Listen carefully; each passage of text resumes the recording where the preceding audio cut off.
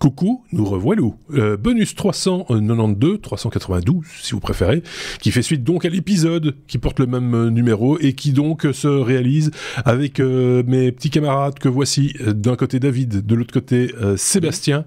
Vous le savez, le bonus c'est le principe, c'est 15 minutes maximum, hein, vous connaissez les règles du jeu les amis, et vous avez encore quelques petites news à partager, puisque c'est toujours le même principe, c'est que nous faisons tous un peu de veille technologique sur différents sites d'information et de temps en temps on se dit tiens, ça c'est une information que j'aimerais bien partager avec la communauté des technos, et donc je le mets dans le planning, puf, et je le partage également, et ça part sur nos réseaux sociaux. Des fois vous commentez sur Twitter, sur Mastodon, sur Facebook ou ailleurs, et des fois on reprend l'information, on se dit tiens, on va en parler parce qu'il y a des choses à dire. Par exemple, Sébastien, est-ce qu'il y a des choses à dire sur les floppies, oui. On parle des disquettes, les floppy disques. Ils ne vont pas mourir. Non, ils ne vont pas mourir, ils sont toujours là, ils reviennent. On s'en débarrassera jamais. On en a déjà parlé dans le podcast les technos. On en avait parlé. L'administration japonaise utilise encore des floppies pour échanger certaines informations. Quand je dis des floppies, effectivement, ce sont les disquettes d'ordinateur. Vous savez, l'icône save dans Word, le truc physique qui correspond à cette icône carré avec un rond dedans. Exactement, qui était dans l'ancien temps le moyen de stocker des données et de les garder dans sa poche. Pas beaucoup de données, 1.4 mégabytes sur une petite disquette comme ça, mais enfin quand même. Ça fait une demi-chanson à l'heure actuelle, peut-être un peu moins.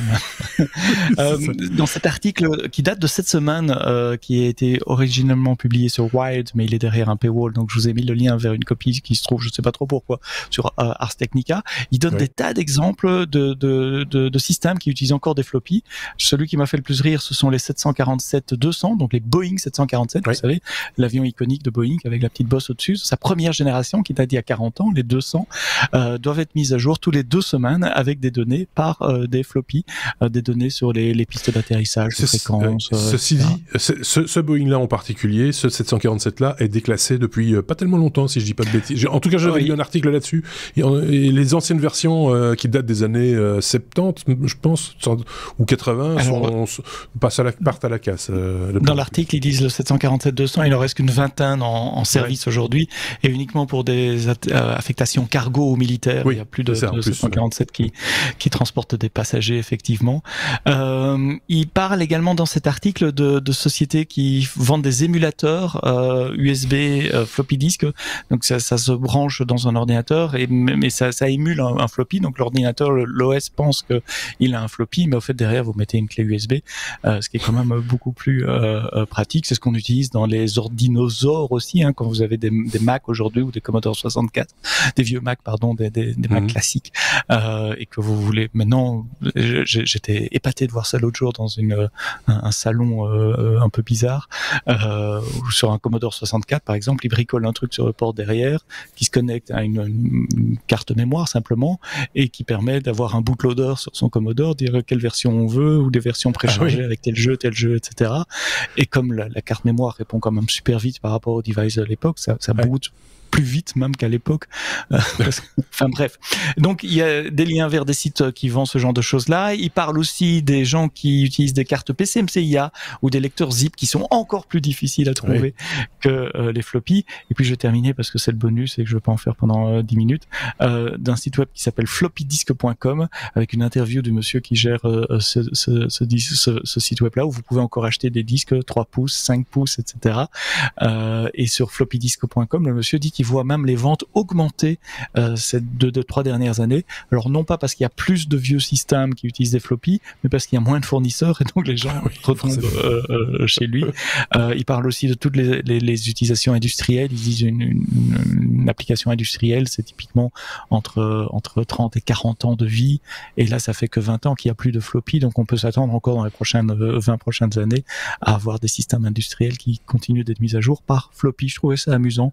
Bonne lecture pour passer le week-end.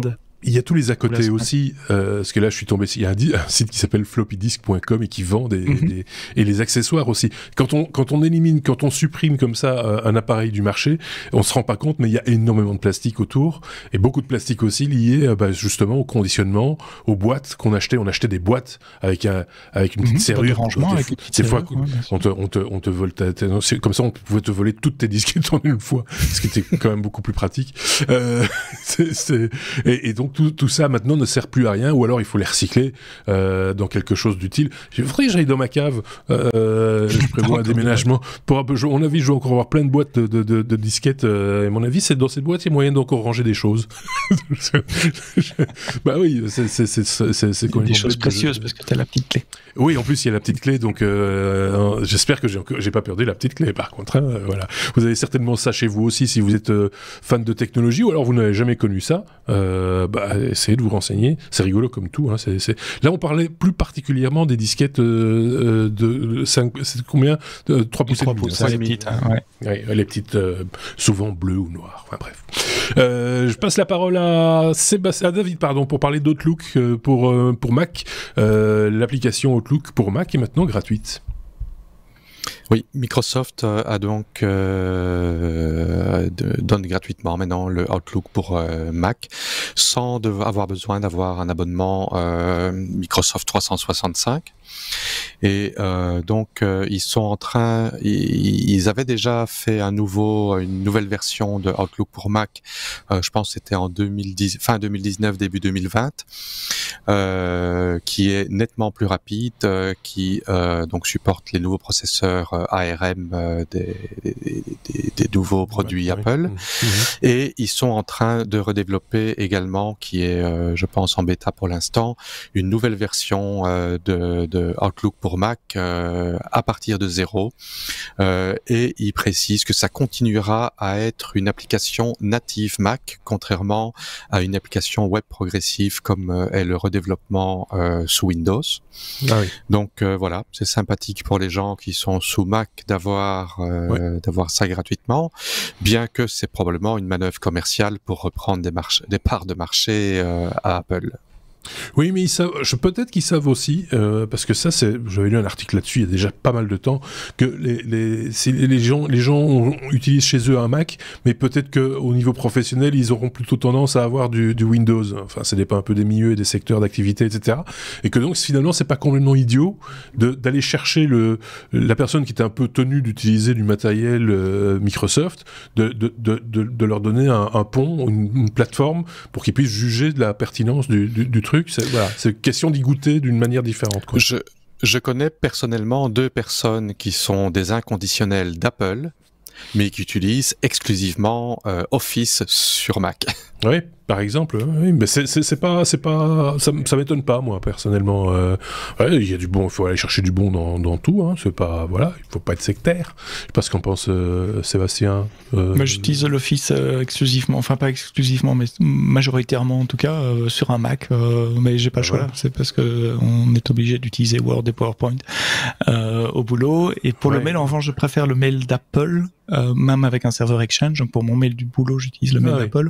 En revanche, pour le calendrier, Outlook a des fonctionnalités c'est moins joli, c'est plus compliqué, mais il y a des fonctionnalités qui sont utiles et que je retrouve pas sur le calendrier d'Apple. Donc j'utilise un peu les deux.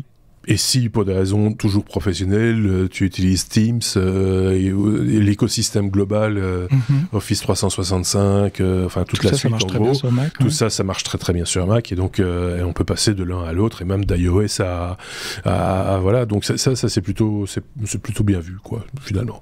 On parle de la Lune. En 3 minutes. En 3 minutes, t'as le temps, 3 minutes, c'est bien pour parler du contrôle aérien pour la Lune. C'est très rigolo. Oui, il y a un besoin de commencer à cartographier les déchets qui tournent autour de la Lune. On a déjà parlé beaucoup des déchets qui tournent autour de la Terre et des risques de collision que ça engendre pour les satellites ou les vaisseaux qu'on envoie, habités ou non. Commence à y avoir le même problème autour de la Lune, parce que ça fait quand même 50 ans qu'on envoie des trucs là autour et qui restent là-bas autour. Et avec le restant regain d'intérêt de missions lunaires, le problème ne fait qu'augmenter. Donc il y a des chercheurs qui ont observé au télescope les objets qui tournent autour de la Lune, qui ont rentré tout ça dans un modèle informatique en encore une IA qui permet de modéliser les trajectoires des différents objets, qui revendent ça soit à d'autres chercheurs, enfin ils partagent avec d'autres chercheurs et ils revendent à des sociétés privées également, disant je veux envoyer une sonde sur la Lune, est-ce qu'on peut me calculer les trajectoires pour ne pas me faire taper par un objet errant autour de la Lune. Alors c'est pas vraiment un contrôle aérien comme on l'entend pour les avions, c'était juste pour que le titre soit un peu, voilà, pour faire un tout petit peu sourire dans le titre, mais je trouvais l'approche assez intéressante de cartographier et puis de modéliser, donc un mix de deux technologies. Et puis la fin de l'article lève des questions. Qu'est-ce qui va faire la loi? Qu'est-ce qui se passe si un jour il y a un vaisseau XYZ qui est menacé par un vaisseau d'un autre pays? Qui a la priorité? Est-ce qu'il y a une priorité de droite ou est-ce que c'est plus compliqué que ça?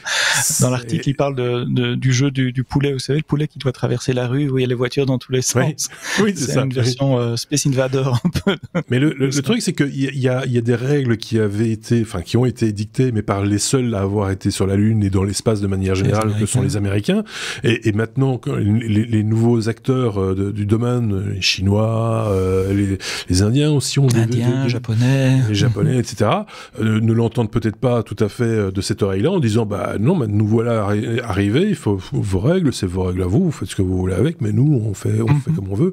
Et donc il va falloir légiférer à un moment donné. Ça se fera sans doute sous l'égide de l'ONU, hein, comme souvent dans ce cas-là, mais ça reste quand même pour l'instant un problème de taille, et il va falloir trouver des solutions à un moment donné. Comme c'est quand même un petit peu tendu du point de vue géopolitique, c'est pas tout de suite qu'on va trouver des solutions, quoi. Ça me semble assez évident. Le métier d'avocat a des beaux jours devant lui.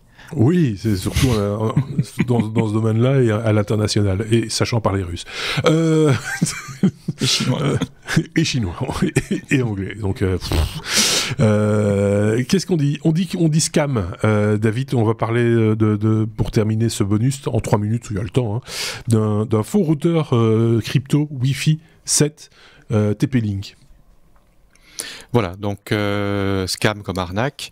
Oui. Une arnaque qui abuse un nom bien connu, qui est TP-Link, fabricant de routeurs Internet principalement.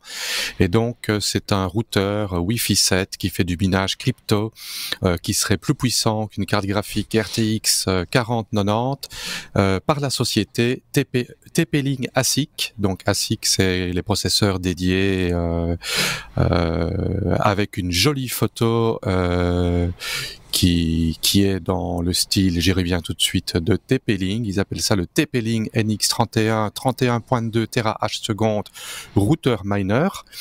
Mais en fait, TP-Link a été contacté. Ils ont dit qu'ils n'ont rien à voir avec ça. Que eux, ce n'est pas TP-Link ASIC, que c'est TP-Link. Si on va sur le site de TP-Link ASIC, on se rend compte que leur précédent produit, c'était un mineur de Dogecoin qui était censé être sorti il y a pas très longtemps et dont les pages officielles finissent en erreur 404. Et alors, je reviens à la petite photo sympathique. En fait, la photo est prise du site de TP-Link. C'est le routeur Archer BE900 Wi-Fi 7 qui est un vrai produit TP-Link, et les arnaqueurs ont même pas pris la peine de changer les métadonnées de la photo qu'ils ont volée. C'est vraiment de l'arnaque à la petite semaine. Et des gens sont tombés dans le panneau, on sait ou pas parce que c'est quand même gros. L'article ne le dit pas, mais je dirais qu'aujourd'hui, étant donné que la crypto-monnaie, le minage crypto-monnaie n'est pas très rentable pour l'instant, j'espère qu'il n'y a pas beaucoup de monde, qu'il y a personne qui s'est fait avoir. Mais en tout cas, la photo, c'est un vrai produit TP-Link, mais ce n'est pas TP-Link qui fait l'arnaque. Voilà. C'est un joli boîtier, ceci. Enfin, il faut aimer, quoi. Mais c'est c'est un routeur assez puissant. Donc, c'est le Archer BE900. Ouais. Et TP-Link fait des bons produits. Donc, voilà. Ce qui est fou, c'est quand même réutiliser le nom de la marque. Enfin, ça, c'est le combo, quoi. C'est la totale. Bravo, c'est bien pensé. Ou pas, on verra. Merci, David, pour ces news. Merci également à Sébastien pour pour ce bonus. On va revenir bien vite avec d'autres chroniqueurs, vous le savez, ça tourne, ils sont plusieurs et donc il y en aura sans doute d'autres ou pas, ça dépend des disponibilités, j'ai pas regardé le planning, la semaine prochaine pour le prochain épisode. Passez une excellente semaine, n'hésitez pas comme toujours à mettre des pouces vers le haut sur YouTube, si vous nous regardez sur YouTube, ou des petites étoiles sur les applications de podcast. N'hésitez pas à faire des commentaires également et à partager nos épisodes et nos bonus dans vos réseaux avec vos amis, si vous avez des amis, je suppose que c'est le cas. Merci à tous les deux, on se dit à très bientôt du coup, et passez une très très bonne semaine. Salut.